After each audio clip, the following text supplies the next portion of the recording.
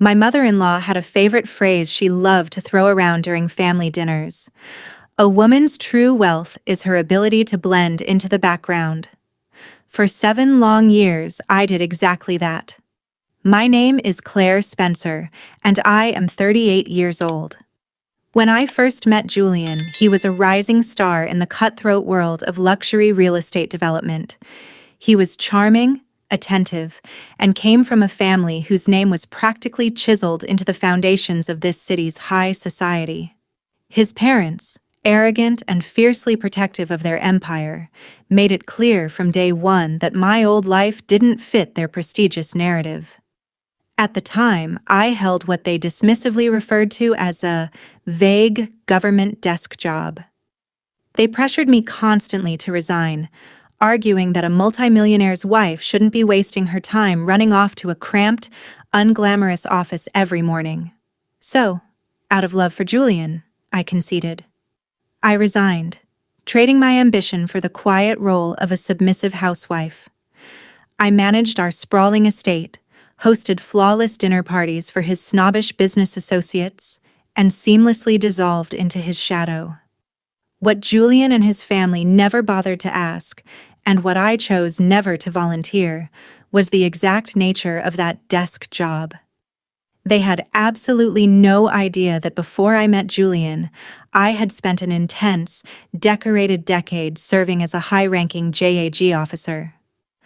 I was an elite military prosecutor for the U.S. Army, specializing in complex, high-stakes asset fraud and international financial crimes. The uniform, the medals, and the ruthless legal instincts were all safely locked away in an old steel trunk in the dark corners of our attic. I had buried that warrior past to build a peaceful civilian life with my husband. But greed has a way of blinding people. The betrayal didn't happen overnight.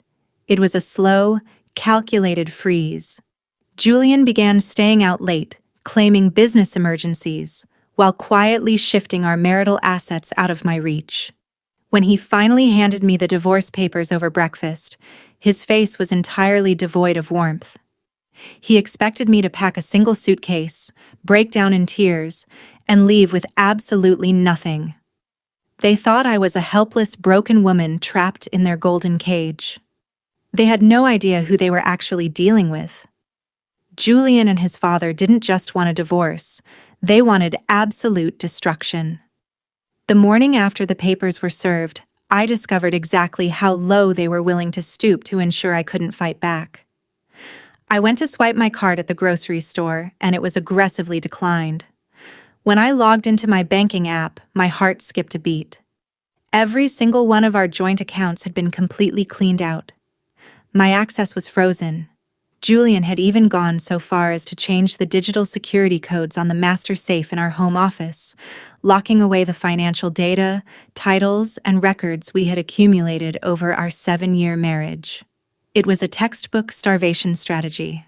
They wanted to strip me of every single penny so that hiring a competent defense lawyer would be a mathematical impossibility.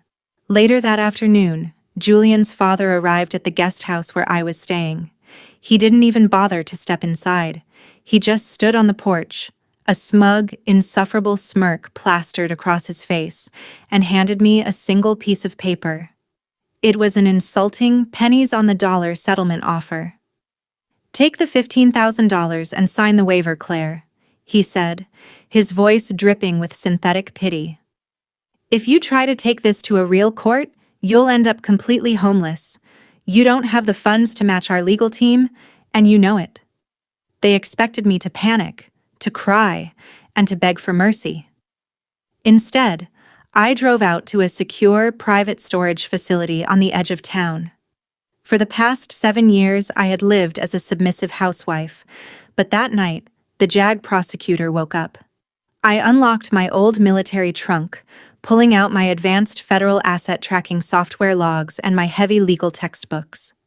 Sitting under the dim light of a single desk lamp, I began a grueling, meticulous forensic audit of Julian's public corporate filings. As my eyes scanned the complex web of numbers, a cold smile spread across my face. Julian was a brilliant real estate developer, but he was an incredibly messy criminal. Right there, buried beneath layers of fabricated corporate entities, was a clear, unmistakable trail of illegal offshore shell companies. They thought they were starving me out, but they had just given me the perfect roadmap to ruin them. The morning of our first major court hearing arrived, crisp and unforgiving. I walked into the family court building wearing a sharp, plain navy suit I'd pulled from the back of my closet, carrying nothing but my standard military-style leather briefcase. When I entered the courtroom, Julian's family was already seated in the front row of the gallery, looking less like a family facing a legal dispute and more like an elite crowd attending a victory celebration. Julian sat at the defense table, flanked by three high-priced corporate attorneys in custom-tailored suits. They were whispering, laughing, and exuding an absolute aura of unearned victory. I took my seat alone at the petitioner's table, setting my briefcase down with practiced precision. Looking back at the gallery, I watched my mother-in-law smirk behind her manicured hand. It's amazing how far a person can be pushed before they finally decide to strike back. I am incredibly glad to have you here with me today. Please follow my story until the very end, and comment the city you are watching from right now so I can see exactly how far my journey for justice has reached. The judge took the bench, and the hearing officially commenced. Julian's lead attorney stood up instantly, delivering an incredibly aggressive, polished opening presentation. He aggressively painted me as a parasitic, ungrateful spouse who had contributed absolutely nothing to Julian's massive real estate wealth. He presented their heavily biased financial disclosures, openly mocking my official decision to represent myself pro se. He dramatically sighed, telling the judge that my lack of representation was due to an obvious, unfortunate lack of personal funds, and requested an expedited ruling to end this farce quickly. The moment the opposing attorney sat down, a heavy stillness settled over the room. I stood up calmly, smoothing the front of my navy jacket, and walked over to the wooden podium. The judge looked down at me from the bench, her eyebrows slightly raised in an expression of quiet skepticism. She was clearly expecting a messy, emotional speech from a desperate housewife who was entirely out of her depth. But the second I adjusted the microphone and looked her directly in the eye, the atmosphere in that courtroom shifted completely. I delivered my very first sentence using the flawless, razor-sharp military diction I had spent a decade mastering in the halls of martial justice. The commanding energy in my voice was undeniable, and the faint whispers in the gallery died instantly. "Your Honor," I stated, my tone cutting through the air like steel. "The defense has spent the last 15 minutes constructing a carefully curated fiction. I am not here to beg for charity. I am here to address a severe, calculated violation of federal financial disclosure laws." Before their lead attorney could even process what was happening, I opened my briefcase and pulled out a stack of impeccably organized papers. "I introduce Exhibit A," I announced, placing the pages onto the clerk's desk. It wasn't a tearful plea or a list of marital grievances. Instead, it was a perfectly unassailable, color-coded tracking map detailing Julian's commercial real estate holdings that his elite legal team had intentionally and conveniently omitted from their mandatory court discovery disclosures. Julian's lead attorney jumped to his feet, his face turning an angry shade of crimson as he tried to aggressively object. But before he could even finish his sentence, I turned to him and cited an obscure federal financial disclosure statute with absolute precision. He froze, completely blindsided, and stood there stuttering in front of the judge. I didn't give them a single second to recover. Using the advanced tracking skills I had perfected while prosecuting black market military fraud, I prepared to drop the real bombshell.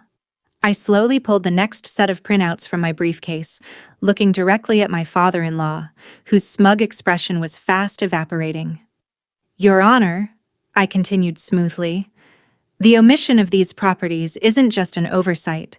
It is part of a broader systemic criminal enterprise. I present Exhibit B." I handed the clerk a series of certified bank records and forensic handwriting analyses. 16 months ago, while I was managing our home estate, Julian and his father utilized my forged signature, completely without my knowledge or consent, to secure a fraudulent $3 million commercial bank loan through an offshore entity. The entire courtroom went dead silent. The atmosphere shifted instantly. The judge leaned forward, her expression morphing from casual indifference into absolute, terrifying fury. She glared down from the bench, her eyes drilling holes straight through Julian's trembling legal team. "Is this true?" she demanded, her voice echoing off the walls. Julian's lawyers looked at each other, utterly paralyzed, the family's arrogant confidence completely shattered. Julian's father turned a sickly, deathly pale color. The man who had sneered on my porch just days ago was now frantically clutching his chest, desperately whispering into his lead attorney's ear. They were finally waking up to the grim reality of their situation. This wasn't just a messy family court dispute over assets anymore. By trying to starve me out and completely erase me from the estate, they had walked directly into an ironclad federal criminal liability trail. They had brought 3 expensive corporate lawyers to a simple knife fight, completely unaware that they were standing across from a seasoned military prosecutor. The trap was sprung. The threat of an immediate criminal referral to the federal prosecutor hung heavily over the room like a suffocating fog. Realizing their entire family empire was seconds away from imploding, Julian's slick lead lawyer frantically turned to the bench, begging the judge for a brief, 15-minute recess. The judge granted it with a cold, warning glare. Minutes later, we were gathered in a private, windowless conference room down the hall.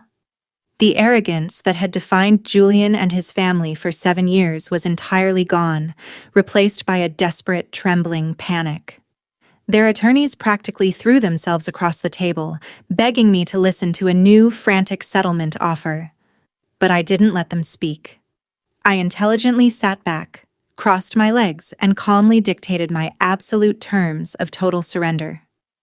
"I want the primary estate, free and clear of all debts, transferred to my name by tomorrow morning," I said, my voice carrying the icy authority of a seasoned JAG officer.